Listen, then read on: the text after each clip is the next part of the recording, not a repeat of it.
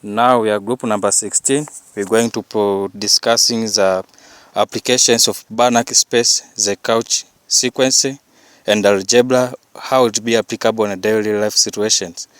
And through those applications, we are going to relate how it be applicable on a mathematics concept. First of all, we're starting to discuss the applications of Banach space, how it be applicable in real life situations.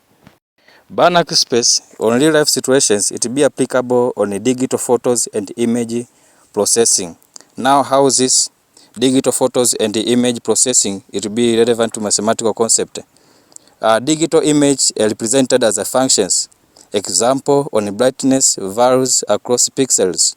Image processing techniques such as filterings or compressions of different images often operates within the space. For example, the set of images within the finite norms form a Banach space, allowing the use of tools like convergence, continuity, and linear operators to enhance comprehension or analyzing of images. Furthermore, the applications also of Banach space in real-life situations also used in video files and functional analysis. How is this used? Banach space of functions, operators, and convergence.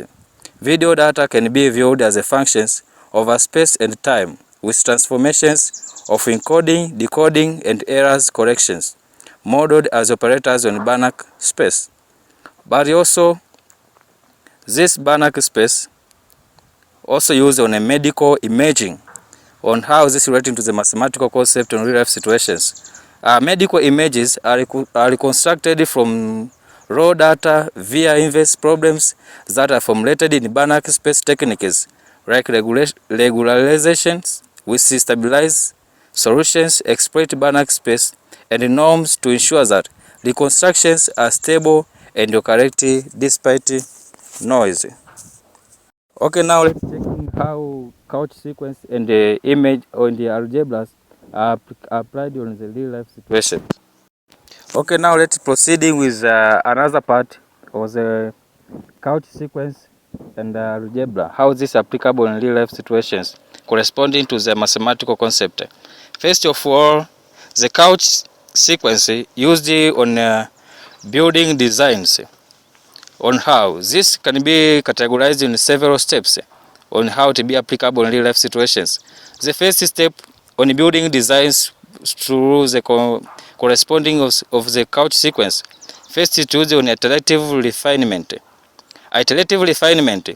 Most of architectures often refine buildings plans through multiple iterations.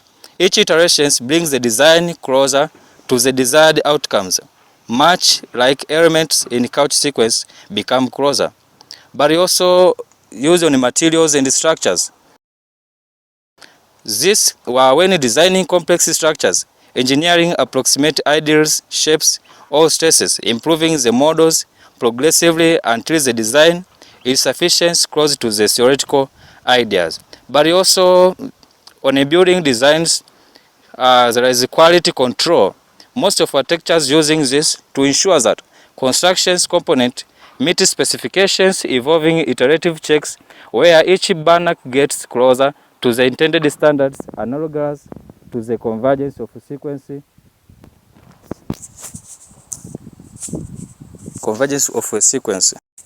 But also another applications of Cauchy sequence first of all used in algebra and structural design apart from building design. Algebras involve manipulating symbols and understanding relationship between quantities, which is fundamental in calculating force, stresses, and dimensions. Application of this structure or building designs are more used in structural calculations. Engineers use the algebraic formulas to calculate load distributed or distributions, moment and stresses within the beams and the columns. Also used in modular design. Using algebraic expressions, designers create modular components that can be combined systematically, facilitating stability and flexibility. Thereafter, optimizations.